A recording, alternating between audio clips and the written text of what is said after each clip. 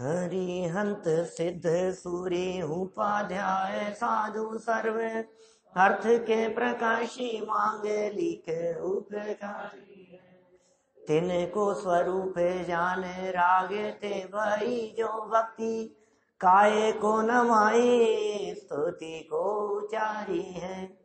धन्य धन्य तिन ही ते काज सब आज भाए करे जोड़े बारे बारे वंदना हमारी है। मंगल कल्याण सुख ऐसो हम चाहते हैं हो मेरी ऐसी दशा जैसी तुम धारी है। हो मेरी ऐसी दशा जैसी तुम धारी है। हो मेरी ऐसी दशा जैसी तुम धारी है।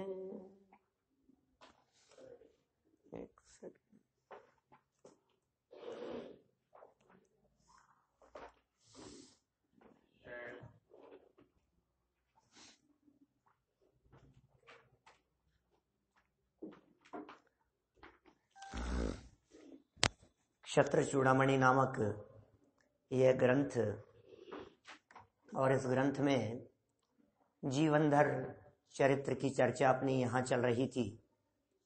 जीवनधर स्वामी के वैराग्य में परिणाम, 12 भावनाओं का चिंतन, कैसा चिंतन उनके जीवन में चल रहा है। एक घटना को देखकर उनके हृदय में वैराग्य का भाव उत्पन्न हुआ और वे इस जगत की क्षण भंगुरता का विचार करने लगे। यह जगत क्षण भंगुर है, नाशवान है, स्थिर रहने वाला नहीं है और हम इन सारे जगत के पदार्थों को स्थिर बनाए रखने की भावना में बहुमूल्य जीवन के दुर्लभ क्षणों को बर्बाद कर रहे हैं। चाहे वो नोट देखने में हो, चाहे धन देखने में हो, चाहे सुख के लिए बाहरी दौड़ में हो, लेकिन हमारा मनुष्य जीवन खत्म हो रहा है, बर्बाद हो रहा है। इस बात का हमें भाव भाषण नहीं है, विचार विवेक नहीं है। कल भी हमने आपके बीच में चर्चा की थी, खोवत करोड़न की एक एक घड़ी है। एक एक घड़ी इस जीवन की बहुत दुर्लभ है, बहुमूल्य है। जगत का कोई भी पदार्थ क्यों न हो, स्थिर नहीं है, परमानेंट नहीं है, लेकिन फिर भी ये प्राणी इच्छाएं उससे भी ज्यादा करता है। माने इसकी इच्छाएं खत्म नहीं होती। वस्तु स्थिति और वस्तु स्वरूप तो ऐसा ही है कि जगत क्षण भंगुर है, लेकिन नाशवान स्वरूप को देख करके भी इसे भय नहीं होता, घबराहट नहीं होती और इच्छाएं बनाए रखता है। काश ऐसा हो जाए, काश ऐसा हो जाता, बस फिर काश रह जाता है लाइफ में। काश मैंने ऐसा किया होता, काश मैं ऐसा कर लेता, क्या काश मैं धर्म कर लिया होता, काश मैंने उनकी बात मान ली होती, काश मैं पहले प्रवचन सुनने के लिए चला जाता, काश मैंने व्रतादि का अंगीकार कर लिए होते, काश मैं इन चीजों की तरफ दौड़ करके अपने समय को बर्बाद नहीं करता, काश मैं इन बच्चों के बारे में पहले ही समझ जाता, काश एक बार ऐसा हुआ था। ये काश कब रह गया है ये, जब तूने गहराई से विचार नहीं किया। इच्छाएं इच्छाएं इच्छाएं और दौड़े जा रहे हैं। ये मनुष्य जीवन क्षण मात्र के लिए भी स्थिर नहीं रहेगा, यह बात यहाँ कही गई। इसलिए मन में जो इच्छाएं संजोए रखता है उनका पूर्ण होना असंभव है, कठिन नहीं, असंभव है। आपकी सर्व इच्छाओं की पूर्ति नहीं होगी भाई साहब। आप क्या सोच रहे हैं वर्तमान में जैसे अच्छी लाइफ चल रही है ऐसी चलती रहेगी? बिल्कुल नहीं चलेगी। एक दिन ऐसा आ जाएगा जब आप उठ बैठ नहीं पाएंगे, एक समय ऐसा आ जाएगा जब आप बिस्तर पकड़ लेंगे, एक समय ऐसा आ जाएगा जब आप एक शब्द भी बोलने की ताकत नहीं रहेगी, आप में जबान से शब्द नहीं निकलेगा। आएगा ऐसा समय, आएगा। आप इस गलतफहमी में मत रहना कि जैसा चल रहा है ऐसा ही चलता रहेगा। कुछ भी स्थिर नहीं है इस जगत में, परमानेंट कुछ नहीं है। नहीं रहेंगे, बिल्कुल नहीं रहेंगे। आपके अनुकूलताओं के क्षण भी परमानेंट नहीं रहेंगे और प्रतिकूलताओं की परिस्थितियां भी परमानेंट नहीं रहेगी, एक क्षणिकता। इसलिए भविष्य के संबंध में की जाने वाली इच्छाएं ये व्यर्थ है। मत करो इच्छा, मत करो विकल्प। भविष्य के बारे में विकल्प कर करके वर्तमान को मत बिगाड़ो। वर्तमान बिगड़ रहा है भविष्य को देखने में। ये जीव या तो भूतकाल में जीता है या भविष्य में जीता है और वर्तमान में रीता है। क्या रीता है? खाली है। इससे पूछो क्या चल रहा है, मैं प्लानिंग कर रहा हूं ऐसे ऐसे ऐसा करने की। या तो वो बात करेगा कि, और या फिर दूसरा ऐसा कहेगा मेरे साथ ऐसा हो गया था, उनकी याद आ रही है, उनके साथ ऐसा, माने पुरानी बातों को याद करता है। तो या तो भूतकाल को याद कर करके रोता है या भविष्य की कल्पना कर करके रोता है। भूतकाल को याद कर करके मुस्कुराता है, बैठे बैठे ही मुस्कुराने लग गए, क्या हुआ कि वो बात याद आ गई। क्या भविष्य की कल्पना कर करके खुश होता रहता है। अरे भाई तू वर्तमान में जीता है कि नहीं? भूतकाल सपना है और भविष्य की कल्पना है, मात्र वर्तमान ही अपना है। इसलिए भूतकाल तो सपने जैसे हो गया, गया बीत गया, और भविष्य तो कल्पना है, ऐसा हो जाएगा। अरे आप चिंता मत करो, मैं सब कर लूंगा, सब हो जाएगा। कि भैया मत कर तू कल्पना, तू वर्तमान को देख। जिनका वर्तमान सुधरता है उनका भविष्य सुधरता है। जिनकी वर्तमान में दृष्टि सही जगह पर होती है उनका भविष्य सुधरा हुआ होता है। सम्यक दृष्टि ज्ञानी जीवों को देखकर वीतरागी संत कह देते हैं सिद्धों के लघुनंदन है, मोक्ष मार्गी है। वर्तमान दिख रहा है इसका। और जो वर्तमान को बिगाड़ रहा है, अब भविष्य कैसा होगा? बिगड़ा हुआ ही है, बिगड़ा हुआ ही है। आज लिख करके दे सकते हैं हम। आपने वर्तमान भोगों में बिताया, आपके भविष्य में नरक है, निगोद है, हम लिख करके दे सकते हैं आपको। चतुर्गति परिभ्रमण है आपके फ्यूचर में, ये स्पष्ट दिखाई दे रहा है।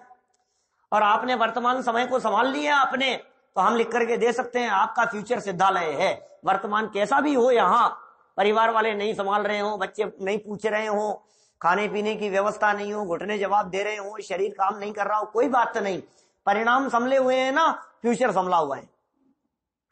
इसलिए यहां कह रहे हैं भविष्य के लिए जो तुमने सपने संजो रखे हैं ये कभी पूर्ण नहीं होंगे, ये असंभव है, सावधान रहो। वर्तमान सूचक है भविष्य, वर्तमान भविष्य का सूचक है, बिल्कुल सूचक है, 100% सूचक है।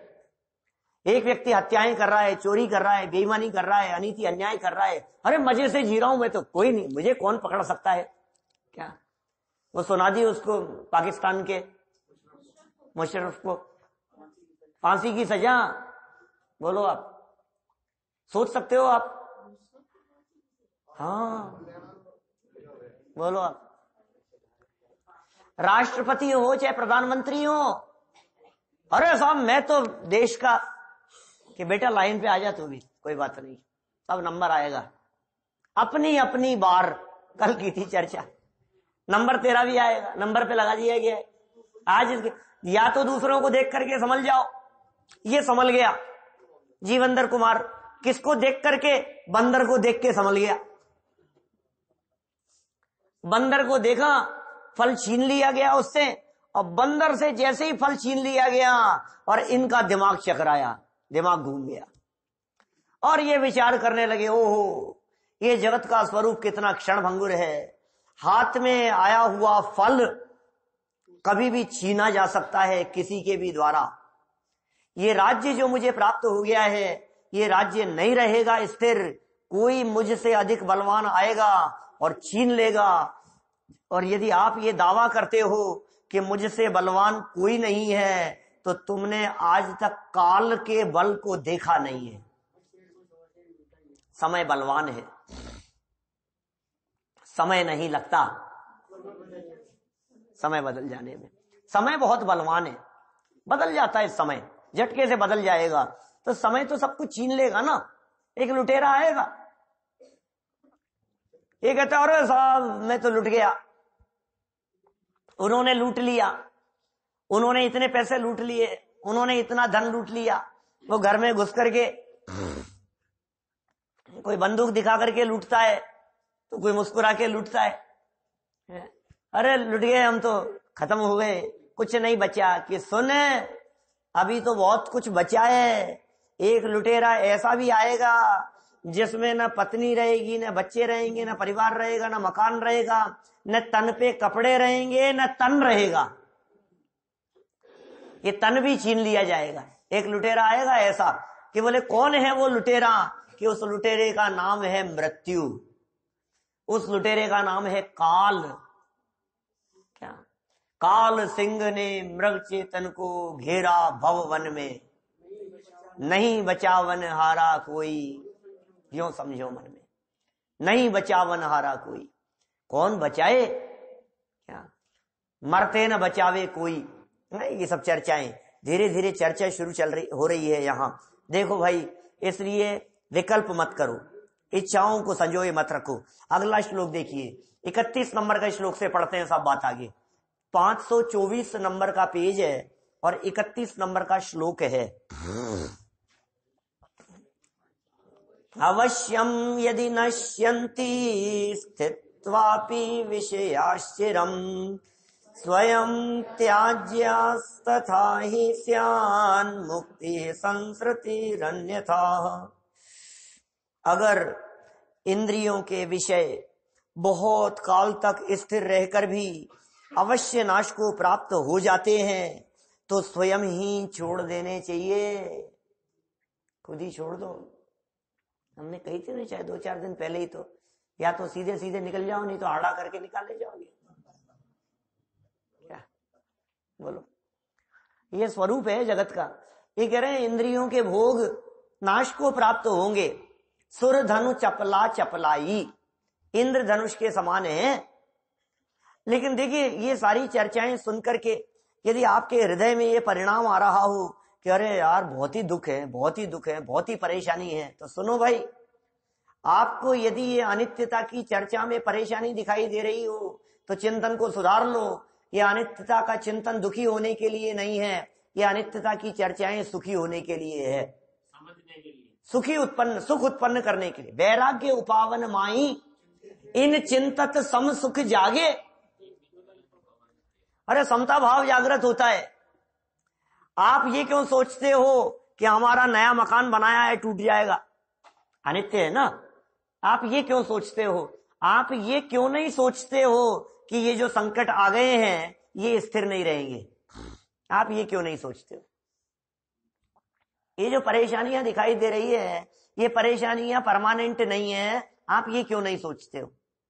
अनित्यता इन चिंतत सम सुख जागे, जिमि जलन पवन के लागे। देखिए, अगर इंद्रियों के विषय, अगर शर्त लगा रहे हैं, अगर इंद्रियों के विषय बहुत काल तक स्थिर रहकर भी अवश्य नाश को प्राप्त हो जाते हैं तो स्वयं ही छोड़ देने चाहिए। ऐसा करने पर आत्मा कर्म बंधन से छूट जाता है और इसके विपरीत करने से संसार ही होता है, अर्थात फिर संसार में घूमना पड़ता है। आप क्या चाहते हैं? संसार में घूमना चाहते हैं कि संसार से मुक्त होना चाहते हैं? बोलो। आपके हाथ में है सब कुछ, स्टीयरिंग आपके हाथ में है। आप चाहें तो स्टीयरिंग को नरक निगोद की तरफ ले जाएं और आप चाहें तो अपने स्टीयरिंग को मुक्ति की तरफ ले जाएं। जिधर स्टीयरिंग घूमेगा गाड़ी उधर चली जाएगी। सब के साहब इधर जा रहा है, कौन सी दिशा की तरफ? इधर दक्षिण की तरफ, यहां से जौहरी बाजार से, और दौड़े जा रहा है, दौड़े जा रहा है कि कहां जाना है तुझे? कि आमेर जाना है। तो धीरे चल के तेज दौड़, तो कभी नहीं पहुंचेगा, क्योंकि वो उत्तर में है, वो ईशान में है, यहां से जहां बैठे हैं अपन। तो आप कल्पना की, जिस दिशा में जा रहा है उससे पता लग रहा है ना कहां पहुंचेगा। तेरी दिशा ही गलत है, तो तेरी सोच ही गलत है, तेरा चिंतन ही गलत है। तू ये सोचता है कि मैं भगवान की शरण में चला जाऊं तो पैसा बरसेगा। तो मूर्ख, तुझे पैसा चाहिए कि सुख चाहिए? पहले नक्की कर कि नहीं पैसे से सुख होऊंगा, कि ये तो छोड़, तुझे सुख चाहिए या पैसा चाहिए? एक बात बतला, कि एक ही तो बात है साहब, एक ही तो बात है। पैसा आएगा तो सुख होगा। अब इसमें क्या है? आप भी ऐसे बेवकूफ बना रहे हो हमारे को। बिना पैसे के सुख कहां से आएगा? सब काम पैसे से होते हैं ना। पैसा चाहिए या सुख चाहिए? सारे काम पैसे से होते हैं।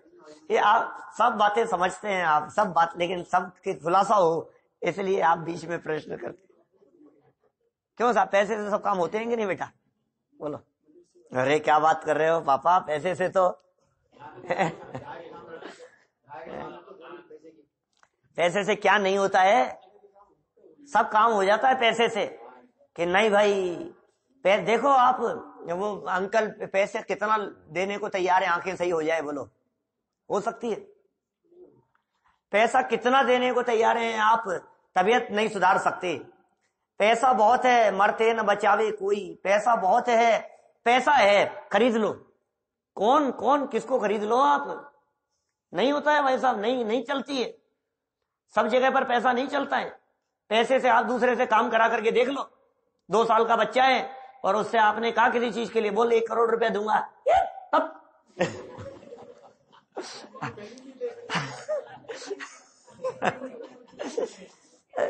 अब बोलो आप ये यार मैं करा लूंगा, कि नहीं सुने तो नहीं सुने, वो दादा है। आप करा लो, आप पैसे से काम करा रहे हो ना आप। नहीं होता है काम। क्या कोई जरूरी नहीं है। आप कह रहे हो पैसे से कुछ नहीं है, पैसे से धर लो ताक में उसको, कुछ भी नहीं होगा। रोते रह जाओगे आप और पलट करके सामने जवाब दे करके चल देगा आपको सामने वाला व्यक्ति, ज्यादा दुखी होंगे। होगा पैसे वाला। ये तो सबने सुना ही है ना सिकंदर के बारे में, तो कौन नहीं जानता है। सिकंदर मरा जब दोनों हाथ खाली थे। सिकंदर सम्राट, साध्य जानता सिकंदर कौन था? पूरे विश्व को जीतने का सपना देखा था उसने, पूरे दुनिया पर राज करने का, और हार हुई नहीं उसकी। और जीतता हुआ आया, वहां से आया था यूनान से, और दौड़ता हुआ देशों को जीतता हुआ, सब पर विजय प्राप्त करता हुआ, लूटमार करता हुआ हिंदुस्तान तक आ गया था, एक कोने तक। और महीनों लोगों ने साथ छोड़ दिया, तो उसके सिपाहियों ने, साथियों ने 6-6 महीने हो गए, 6-6 साल हो गए घर से निकले हुए। अब तो जा रहे हैं, छोड़ रहे हैं हम, कि नहीं थोड़ा और। और अंत समय में ऐसी स्थिति में आ गया वो कि वो मना कर दिया सबने कि अब नहीं बढ़ेंगे हम आगे। समझ में आ गई उसको? क्या मिले उसको? कल्याण मुनि, सुना आपने नाम? नहीं सुना, तो ये बात सुना। कल्याण मुनि मिले हो। उसने कहा, यहाँ पूछा कि हिंदुस्तान की कौन सी चीज फेमस है? क्या कि बोले 2 ही चीज फेमस है यहाँ की, कि जो दोनों चीज फेमस है क्या, उन दोनों को ले चलो अपने राज्य में। कि क्या क्या फेमस है? कि एक तो यहाँ की स्त्रियों का शील, क्या, और एक वैरागियों की वैराग्य परिणति। क्या बोले ले चलो आप। तो स्त्रियां ऐसी शीलवती कि जो मरना पसंद करे लेकिन किसी और के साथ में जाना पसंद नहीं करे, सम्राट होगा कहीं का, कोशिश की, लेकिन यहाँ की स्त्रियां शीलवान, मरने को तैयार लेकिन जाने को तैयार नहीं। कि कोई बात नहीं, कि दूसरा बतलाओ कि यहाँ के जो वैरागी है ना, साधु संत, क्या वे ऐसे गए उनके पास में, होगा महाराज कहीं का, माने जाने को तैयार नहीं, अगवा कर लिया, उठा करके ले गया मुनिराज को उठा करके ले गया वो वहां से, क्योंकि वो तो वितरागी है, वो तो कुछ बोलते नहीं है। उठा करके ले गया और रास्ते में जाते हुए उन्होंने उपदेश दिया उसको, और सारी पिक्चर क्लियर हो गई उसके दिमाग में, समझ में आ गई कि क्या बात कर रहे हो आप, ऐसा भी कुछ हो सकता है क्या, ऐसा भी कुछ संभव है क्या कि लोग मेरा साथ नहीं देंगे, ऐसा भी कुछ हो सकता है क्या। 32 साल की उम्र थी उसकी जिस समय वो मरा, 32। बस 2-3 बच्चे दिख रहे हैं यहाँ छोटे, बाकी सब 32 से ऊपर वाले हैं। बोलो 32 साल की उम्र कितनी सी होती है? इतना दुनिया भर में घूमा और कुछ नहीं ले जा पाया साथ में। लवाजमा बहुत था, वैभव बहुत था, संपत्ति बहुत थी, सब कुछ था, और पैसा उसने खूब लुटा दिया पानी की तरह। अंत समय में ऐसी स्थिति हो गई, हाथ पांव नहीं हिला सकता था अपने। हाँ, ऐसा कमजोर पड़ गया वो। डॉक्टरों ने जवाब दे दिया, अब तो मौत निश्चित है। अंत में फरमान जारी कर दिया उसने कि मैं जब यहां मरूं अब तो मरना ही है। सारे डॉक्टरों वैद्य हकीम को बुला लिया और सारे पैसे धन से भरे हुए रत्नों के थाल उनके हाथ में देना, उनके हाथ में, और वो शव यात्रा के आगे आगे चलेंगे रत्न लेकर के, गोल्ड सिल्वर लेकर के, उससे भरे हुए थाल लेकर के। और कौन? सारे देश के डॉक्टर, ये हकीम, वैद्य, ये सब हाथ में रत्नों के थाल लेकर के चलेंगे पीछे जब शव यात्रा निकलेगी तो, और दोनों हाथ बाहर खाली निकाल करके रखना। ये फरमान दे दिया उसने वहां। और जब मरा ना वो, मरने के बाद में ऐसा ही किया गया जिससे सारी दुनिया ये देख ले वे कि धन की कमी नहीं थी और बचाने वालों की कमी नहीं थी, फिर भी बचा नहीं सके।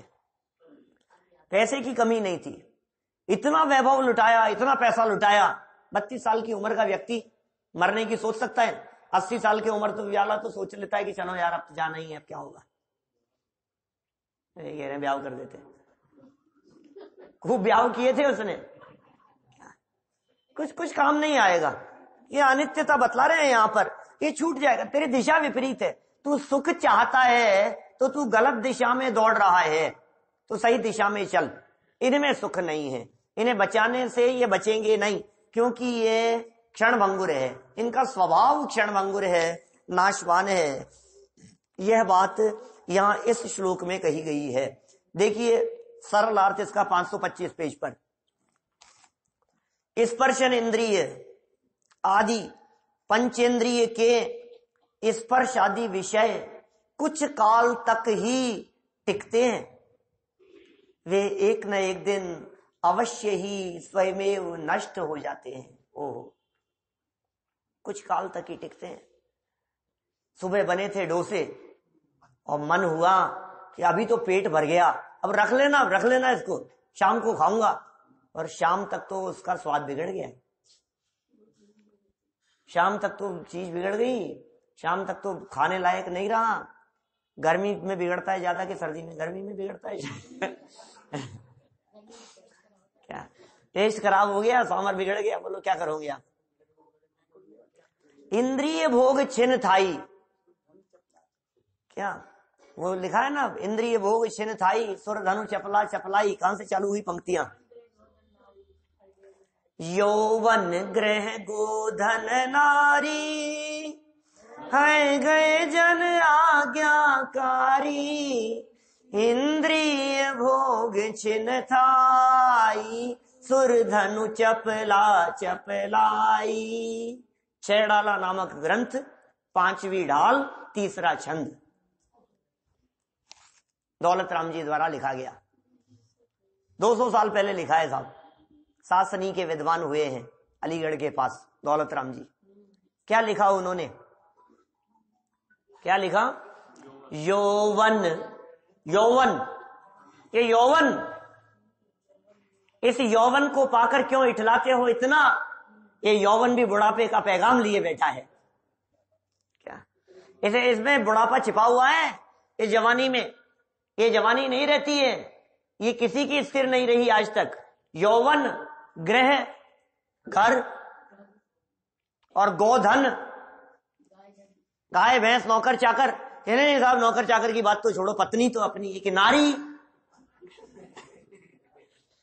यौवन ग्रह गोधन नारी है गए हाथी घोड़े आदि जन आज्ञाकारी। आज्ञाकारी लोग हैं साहब, बिल्कुल मेरे निर्देशन में चलते हैं। बोलो हैं? पहले तो मरती जब जाती है तो जिंदगी जा रही। बोलो सही कह रहे हैं साहब, ऐसा ही है। सुना क्या कहा? पहले तो नारियां मरती तब जाती थी और आजकल तो जिंदा ही जा रही है छोड़ के। यौवन ग्रह गोधन नारी है गए जन आज्ञाकारी, इंद्रिय भोग क्षीण थाई सुर धनु चपला चपलाई। आसमान में इंद्रधनुष दिखाई दी, और गजब यार, आज तो कितने सालों में दिखाई दी। आर्यव आना बेटा, इधर देख जल्दी यार दौड़ करके। कि हाँ पापा क्या हुआ, इधर देख। अरे कुछ नहीं है, खत्म। ये क्या हुआ, ये क्या हुआ, आने में देर हो गई। अरे ये क्षण भंगुर है, बिजली की चमक, चपला चपलाई बिजली की चमक के समान है। अभी दिख रहा है और अभी खत्म, देखते देखते देखते ही छिप जाएगा, देखते देखते ही खत्म हो जाएगा। अचानक ही आंखें बंद हो जाती है और गया, आंख खुली और सपना गया, और आंखें मुंदी और अपना गया। क्या ऐसा ही है, कभी अपने चले जाते हैं। ये सपना देख रहा है, सब खत्म हो जाने वाला है, ये कुछ भी स्थिर नहीं रह रहे। इंद्रिय भोग सब कुछ क्षण थाई, क्षण मात्र के लिए स्थिर रहने वाले हैं। अंजुलि जल सम जवानी क्षीण होती जा रही, प्रत्येक पल जर जर जरा नजदीक आती जा रही। काल की काली घटा प्रत्येक पल मंडरा रही, किंतु पल पल विषय तृष्णा तरुण होती जा रही, तरुण होती। बोलो, कुछ समझ में आई क्या आपको बात? अंजुलि में जल और जवानी क्या हो रही है? अंजुलि के जल के समान एक एक बूंद बूंद बूंद करके ये जवानी क्षीण होती जा रही है, नष्ट होती जा रही है। दिन घटता है और ये सोचता है मैं बड़ा हो रहा हूं। वर्ष बीत गया, अरे तू मूर्ख, तुझे समझ में नहीं आ रही है, ये मृत्यु नजदीक आ रही है। आवे जरा नेरी तके अंतक अहेरी आवे, पर वो नजीक जात नर वो निफल है। अंजुलि जल सम जवानी क्षीण होती जा रही। और हो क्या रहा है? कुछ तो आ रहा होगा, ये नष्ट हो रहा है तो कुछ जा रहा है, तो कुछ आ भी तो रहा होगा। क्या आ रहा है? अंजुलि जल सम जवानी, जैन साहब, क्षीण होती जा रही, प्रत्येक पल जर जर जरा, जरा माने बुढ़ापा, और जर जर जर्जरित, हाथ फट रहे हैं, चेहरे पर झुर्रियां पड़ रही है, दूज रहे हैं, उंगलियां सारी ऐसी कट गई है, जर्जरित हो गया है सारा शरीर, घुटने काम नहीं कर रहे हैं, मुंह से लार टपक रही है, बोला नहीं जा रहा है, धूज रहा है, दिन भर गर्दन हाथ धूजता रहता है, बोल नहीं पाता है कुछ भी। ये जर्जरित है स्थिति। दांत हिल गए हैं, 2 बचे हैं, हिलते दिख रहे हैं, वो भी न कुछ खाया जा रहा है न काम कर।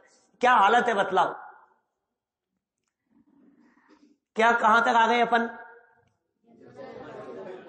अंजुलि जल सम जवानी क्षीण होती जा रही, प्रत्येक पल, कितनी सुंदर बात कह रहे हैं, हर पल मौत आ रही है, हर पल मौत नजदीक आ रही है, हर पल बुढ़ापा नजदीक आ रहा है। और कैसा बुढ़ापा? ऐसा नहीं जैसे आप लोग यहां बैठे हैं, ऐसा बुढ़ापा नहीं। अभी तो उस बुढ़ापे की तरफ बढ़ रहे हैं। कौन से बुढ़ापे की तरफ? जो जर्जरित है। प्रत्येक पल जर जर जरा नजदीक आती जा रही। और इतना ही नहीं, क्या 70, 75, 80 साल के व्यक्ति के साथ में घर में ऐसी स्थिति होती है कि तेजी से यदि छींक भी मारे तो ऐसा लगने लगता है कि अब निकले प्राण। घबराहट होती है, मौत की दस्तक दिखाई देती है कदम कदम पे, ऐसे लगता है अब निकल जाएं, अब निकल जाएं, क्या पता। काल की काली घटा, काल, मौत, मृत्यु, काले बादल मंडरा रहे हैं, सर पे मंडरा रहे हैं। काल की काली घटा प्रत्येक पल मंडरा रही, किंतु आश्चर्य होता है। अब क्या करें बोलो? अब हमें आश्चर्य होता है, किंतु पल पल विषय तृष्णा तरुण होती जा रही हो। क्या हो गया है? बुढ़ापा नजदीक आ रहा है, शरीर काम करना बंद कर रहा है, लेकिन अंदर की जो इच्छाएं हैं वो जवान हो रही है। क्या बुढ़ापा बुढ़ापा आता जा रहा है लेकिन विषय वासनाएं, इच्छाएं, मन की तमन्नाएं, खाने के प्रति, भोगने के प्रति जो इच्छाएं हैं वो तरुण होती जा रही है। क्या मन करता है क्या, लेकिन क्या करें, आंतें काम नहीं कर, दांत काम नहीं कर रहे, लेकिन बाटी बना लो। आंतें काम नहीं कर रही है, डायबिटीज का इंजेक्शन लगाता है क्या, इंसुलिन का, और कहता है कि नहीं नहीं चलेगा, एक लड्डू तो चल जाएगा, मैं तो इंजेक्शन लगा लेता। चैन नहीं पड़ रहा है। किंतु पल पल विषय तृष्णा तरुण होती जा रही। भाई साहब समझो थोड़ा सा, प्रभाव जाना है, कुछ तैयारी है कि नहीं है? क्या बोलो, टिफिन में क्या पैक किया है आपने? जो पैकिंग की होगी वो जाकर के खुलेगा। करो तैयारी, कुछ तो तैयारी करो भाई। ये कह रहे हैं एक न एक दिन अवश्य ऐसा आएगा कि सब कुछ स्वयं नष्ट हो जाएगा, अपने आप नष्ट हो जाएगा। उपाय भी बता दो सर। बताएंगे, बिल्कुल बताएंगे, उपाय भी बताएंगे। क्या उपाय बतलाएं? नष्ट होने का उपाय बतलाएं कि टिकने का उपाय बतलाएं? सुखी रहने का। नष्ट होने से बचाने का कोई उपाय नहीं है, स्थिर रखने का कोई उपाय नहीं है, क्योंकि ये वस्तु का स्वरूप है और स्वरूप कभी बदलता नहीं है। स्वरूप कभी नहीं बदलता है। नमक अपने खारेपन को नहीं छोड़ता है, मिश्री अपनी मिठास को नहीं छोड़ती है, अग्नि अपनी उष्णता को नहीं छोड़ती है। ये वस्तु का स्वरूप है, नाशवान इसका स्वरूप है। आपको ऐसे लगता है ठोकर खा करके गिरा और दांत टूट गए, 2 दांत निकल गए और रोने लगा। तो बगल से हम निकल रहे थे कि क्या हुआ? दांत निकल गए यार, ठोकर खा करके गिर गया। शुक्र समझ, 2 ही गए, पूरी 32 ही निकल जाती। अभी 30 तो बच गए हैं क्या? सुन, ये है एक कर्म, ज्ञानावरणी आदि 8 कर्म, और उन 8 कर्मों के उदय से मिले हैं ये 9 कर्म। जितने संयोग हैं वो तो क्या कहलाते हैं? वो क्या कहलाते हैं? जिनके उदय से मिले वो कहलाते हैं द्रव्य कर्म। वो कहलाते हैं अर्य द्रव्य कर्म, और उनके उदय से मिले हैं ये 9 कर्म। माने द्रव्य कर्मों ने हमारे को ये 9 कर्म दे रखे हैं कि आप यूज में लो भैया, कोई बात नहीं, काम में लो इनको, कि मैं रख लूं इनको, कि हाँ रख लो, लेकिन एक शर्त है कि जिस दिन मुझे जरूरत होगी बिना नोटिस के ले जाऊंगा। क्या कहा साहब? गाड़ी है आपके पास में, बंगला है आपके पास में, सारे धन दौलत वैभव है आपके साथ पास में, अच्छा चश्मा है, अच्छा मोबाइल है, अच्छी सुविधाएं हैं, सब कुछ है, अच्छे दांत हैं, अच्छी आंखें काम कर रही है, सब कुछ है, लेकिन एक नोट पहले से एग्रीमेंट क्या है उसके साथ में? बिना सूचना के, जब मेरा मन करेगा तब मैं ले जाऊंगा, जब तक मैं नहीं आ रहा हूं तब तक तू संभाल, काम में ले। अब देखो, जिस व्यक्ति ने इस एग्रीमेंट को ध्यान से देखा और समझ लिया, ये एग्रीमेंट कहां लिखा हुआ है साहब? ये जिनागम में लिखा है।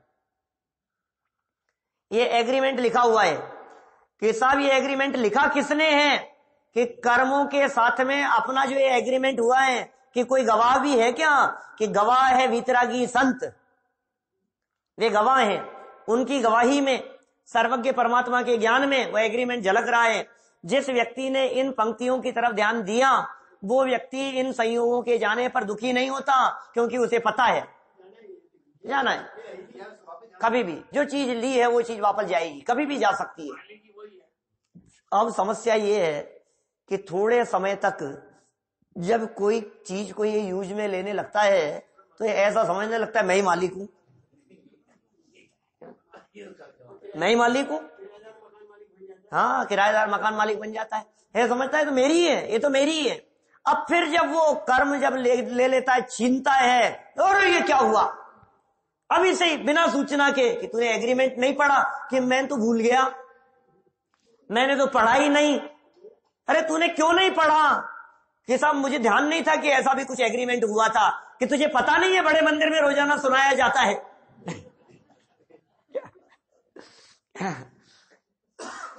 कि साहब मैं गया तो था वहां, लेकिन सुना नहीं, दर्शन करके लौट आया था कि तुझे कहा था ना कि सुनाया जा रहा है, तू बैठ। अरे साहब अब क्या करूं कि भैया ये तो कुछ नहीं हो सकता है, इसका तो कुछ नहीं हो सकता है, ये तो जाएगा। नोटिस क्या है, थोड़ी खबर लग जाती है कि वो आ रहा है, बाल सफेद होने लग गए, सावधान सावधान करने के लिए। ये भाई साहब झटके लग रहे हैं धीरे धीरे, लेकिन संभलता नहीं है, संभलने के लिए कह रहे हैं। देखो कितनी सुंदर सुंदर बातें हैं। देखो दूसरी लाइन, वे एक ना एक दिन अवश्य ही स्वयमेव नष्ट हो जाते हैं, इन विषयों का हम स्वयं त्याग करते हैं तो मुक्ति की प्राप्ति होती है। जीवनधर कुमार विचार कर रहे हैं, बोलो ये राज्य चला जाएगा, सारी संपत्ति चली जाएगी, कोई अपना नहीं है, सब साथ छोड़ देंगे। जब तक तेरे पुण्य का उदय है तब तक सब तुझे गले से लगाते हैं, अपना कहते हैं, अरे अपने अपने अपने। और जब तेरे पाप का उदय आएगा, पासा पलटा, और उसके बाद कोई तुझे नहीं अपनाएगा। देख ले, समझ जा तू, कोई ये स्थिति को देख ले आज ही। जैसी दशा दूसरे के घर में देख रहा है ना, उनके साथ ऐसा हो गया, इनके साथ ऐसा हो गया, ये अगला दृश्य तेरा है।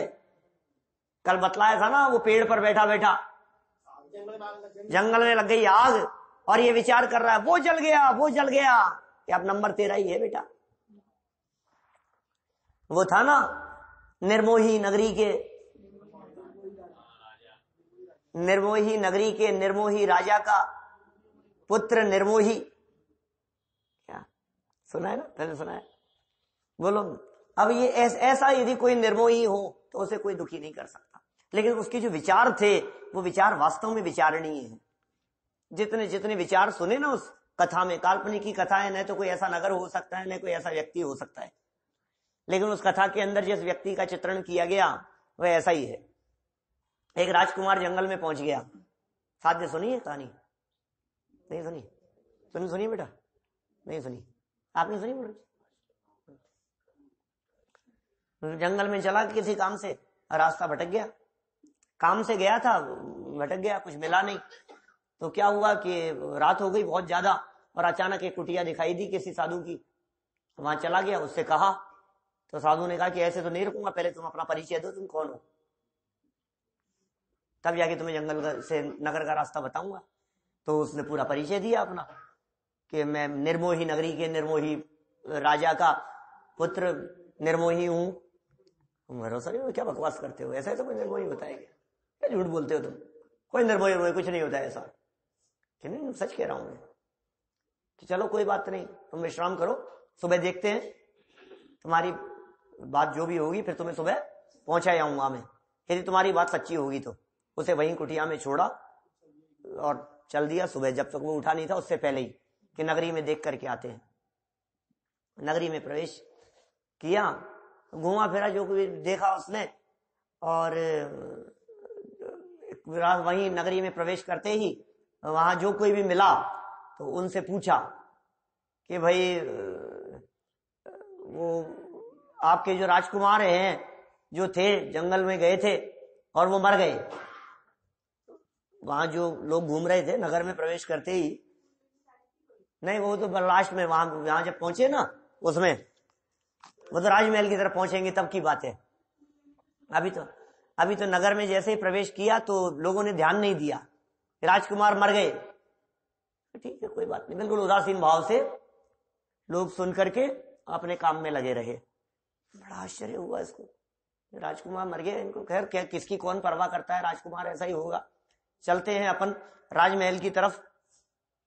तो वहां दासियां फूल चुन करके लेकर के आ रही थी, और उनसे कहा, तो राजमहल की दासियां थी, कि आपके जो राजकुमार हैं वो जंगल में गए थे और उन्हें शेर फाड़ करके खा गया, और अब वे नहीं रहे, दुखद सूचना है।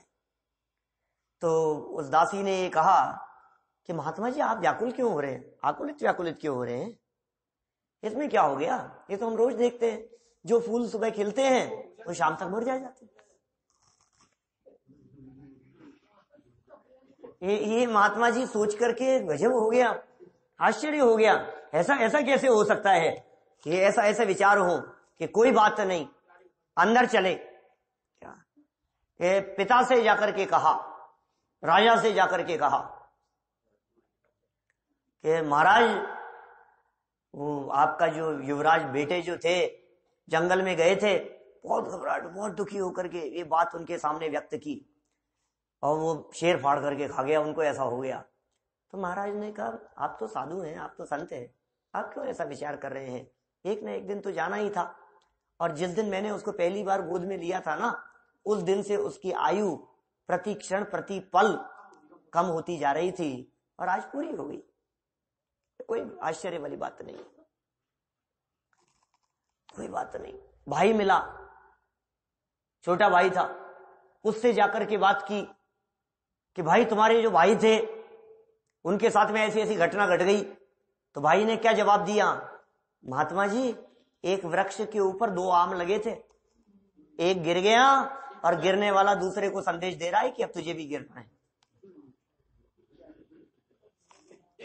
लोगों के एक एक के जवाब सुनकर के कैसा लगता है।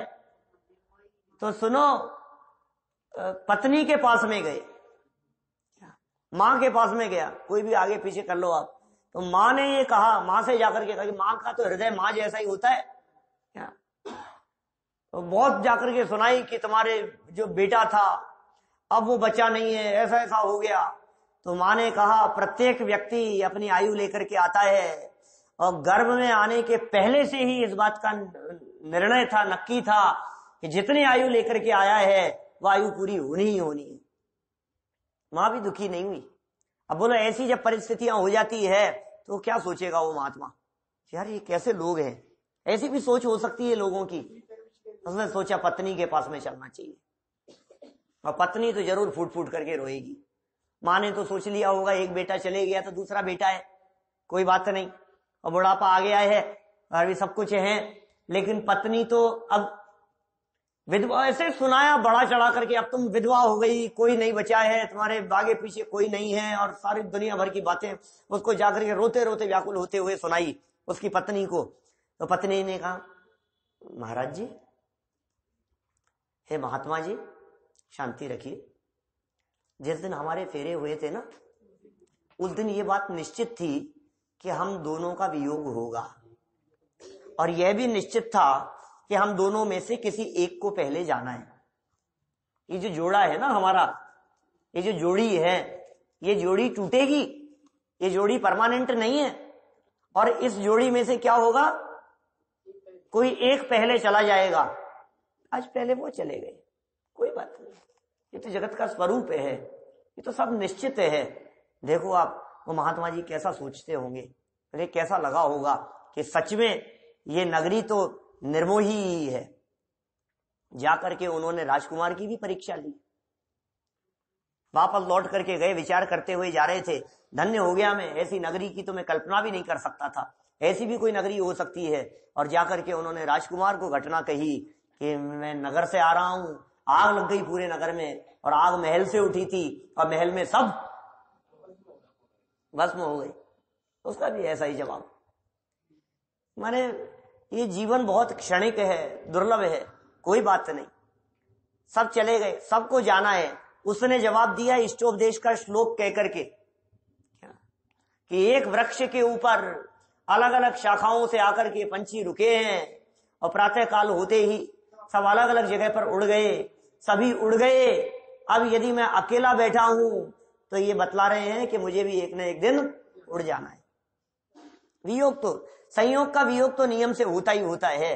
जिस व्यक्ति ने पहले इस बात को अपने चिंतन में ले लिया, अब उस व्यक्ति को कोई दुखी नहीं कर सकता है, अब दुखी करने में कोई समर्थ नहीं हो सकता है। चिंतन ही तो है जो व्यक्ति को सुखी से दुखी बनाता है और दुखी से सुखी बनाता है। आपकी सोच ही तो है, बाकी रखा क्या है इस जमाने में, माने और कुछ सार नहीं है, आपकी सोच है, इसके अलावा और कुछ नहीं है। आप बैठे बैठे आप बोलो 1 करोड़ रुपया मिले तो आप सुखी के दुखी, बोलो सुखी के दुखी, ये तो बतलाओ मेरे को। अरे साहब क्या बात कर रहे हो, 1 करोड़ में भी सुखी नहीं होंगे क्या अरुण जी भाई साहब? सुखी होंगे ना 1 करोड़ के अंदर। लेकिन सुनो, आपको तो 1 मिला और मंदिर में जितने आ रहे थे सबको 2-2 करोड़ मिले, क्या मुझे ही 1 करोड़ क्यों?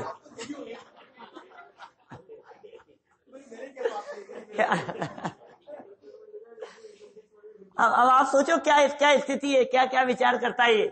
माने तो विचार से सुखी दुखी है। आप यदि ये देख रहे हो सबको इतना और मुझे इतना, तो आप दुखी होंगे। और आप यदि ये सोचो कि मुझे क्या करना है, बची जिंदगी में करोड़ ही बहुत है, क्या मुझे क्या करना है, इन लोगों से मुझे क्या लेना देना, क्या, तो फिर आप सुखी। माने व्यक्ति अपनी सोच से सुखी दुखी होता है। देखिए यही बात कह दी इन्होंने, यहां जाना तो है तुझे, विषय तुझे छोड़ करके चले जाए या तू विषयों को छोड़ करके चले जाए, दो में से एक तो पहले होगा। संयोग का वियोग तो निश्चित रूप से होता है, ऐसा नहीं हो सकता है कि परमानेंट बने रहें। या तो ये सब तुझे छोड़कर चले जाएंगे, और ये यदि छोड़कर नहीं जाएंगे तो तुझे इन सबको छोड़ करके जाना पड़ेगा। ये देखिए इन विषयों का, तीसरी लाइन है 525 पेज की तीसरी लाइन, इन विषयों का हम स्वयं त्याग करते हैं, माने दीक्षा ले लेते हैं, माने मुनि बन जाते हैं, यदि साधु बन जाते हैं तो मुक्ति की प्राप्ति होती है। और यदि वे विषय हमें ही छोड़ देते हैं तो अनंत दुखमय संसार बना ही रहता है। बोलो, विषय छोड़ के जाएंगे तो तू दुखी होगा, और तूने छोड़ दिया तो फिर दुखी नहीं। बोलो, आप सोचिए कोई भी व्यक्ति, नौकर यदि आपको छोड़ करके जाए तो आप दुखी होते हैं, लेकिन आप यदि उसे निकाल देते हैं तो आप कितने दुखी होते हैं बताओ। हम तुझे छोड़ते हैं तो फिर तो आप दुखी नहीं हो, और मुझे छोड़ के चला गया तो फिर तो दुखी है। दूसरा छोड़ करके जाता है तो दुखी है, और तू छोड़ देता है तो सुखी है। अब ये विधि उपाय बतला रहे हैं। देखिए आप कितने सुंदर बात कही है, अपन इसको पूरा करते हैं, फिर कल आचरण भाव, समय तो हो गया है, अगला श्लोक है, चलो फिर क्या करें, पढ़ लें इसको। मेरा तो मन है आचरण पढ़े कल आगे, बहुत अनित्यता की चर्चा कर ली हमने। एक श्लोक और पढ़ लो, 2-3 मिनट लगेंगे, कोई बात नहीं। किताब ही बंद कर दी थी मैंने, तो सब स्वरूप ही ऐसा ही है जगत का, क्या सब क्षण भंगुर है। अनश्वर सुखावाप्तौ सत्यम नश्वर कायत है, किम व्रथेव नय स्यात् मन क्षणम व सफलम नय। हे आत्मा, यदि नाशवान शरीर से अविनाशी सुख अर्थात मोक्ष प्राप्त हो सके तो क्यों व्रता ही समय को खोता है, तो इस समय को सफल कर। कितनी गजब की बात कही है। अब पंक्तियां तो ऐसी आती गजब की, मन ऐसा करता है खूब रम जाओ इनमें, ऐसी ऐसी लाइनें आती। भाई कितनी सुंदर बात करें। नाशवान शरीर, शरीर नाशवान है, लेकिन इस नाशवान शरीर का यदि तू सदुपयोग कर लेवे तो मुक्ति की प्राप्ति हो जाए। समझ में आ रही है बात। शरीर नाशवान है, लेकिन यदि इस नाशवान शरीर का उपयोग सही दिशा में हो जाए तो यही शरीर आपको मुक्ति का कारण बन जाएगा, साधन बन जाएगा, सहयोगी हो जाएगा। टोडरमल जी ने उदाहरण दिया ना काने गन्ने का। काना गन्ना है, गन्ना, गन्ने का जो ऊपर के जो घास होती है ना वो तो बेकार है, उसमें तो रस नहीं होती, और नीचे जो है वो उसकी जड़ें होती है, उसमें भी रस नहीं होता, बेकार होती है। और बीच में क्या है, काना है, वो गन्ना जो खाने योग्य नहीं है, रस नहीं है। अब यदि तू उसे खाए तो मरेगा कि बीमार पड़ेगा कि सुखी नहीं होगा कि दुखी होगा कि कष्ट पाएगा। और यदि तू उसे बो देवे तो नए अनगिनती गन्ने पैदा हो जाएंगे, उस गन्ने का सदुपयोग करे तो। बराबर। अब ये कह रहे हैं मनुष्य जीवन तुझे मिला है, यदि इस शरीर को, इस देह को तू भोगों में बर्बाद करे तो खत्म है सब कुछ। बचपन तो बेकार है और बुढ़ापा वही है, नहीं वो गन्ने में कह रहे हैं, गन्ने की दोनों पोजीशन। अब जवानी जो थी वो काना है, काना क्या है, अंधा है, क्या है ये जवानी के क्षण। तो यदि तू संभल गया इसमें तो क्या होगा कि ऐसे जन्म मिलेंगे तुझे जो तेरे को सार्थक कर देंगे, ये जीवन सार्थक हो जाएगा और मुक्ति तुझे प्राप्त होगी। और यदि तू असावधान रहे तो सब खत्म कर देगा, बर्बाद कर लेगा। देखिए आप, क्योंकि व्रता ही समय को खोता है, तू समय को सफल कर। हे आत्मन, यदि तू यथार्थ पुरुषार्थ करते हो, यदि तुम यथार्थ पुरुषार्थ करते हो तो नश्वर शरीर के निमित्त से तुम्हें अविनश्वर मोक्ष सुख की प्राप्ति होती है। शरीर नश्वर, सुख शाश्वत। इसलिए मनुष्य भव का एक भी क्षण व्यर्थ नहीं होना चाहिए, किंतु प्रत्येक क्षण मोक्ष पुरुषार्थ में लगाकर सफल बनाना आवश्यक है। आप अपने जीवन को, इस मनुष्य जीवन के दुर्लभ क्षणों को सफल बनाइए, बनाने में अपना पुरुषार्थ और उपयोग लगाइए। इसी भावना से बात को यही विराम देते।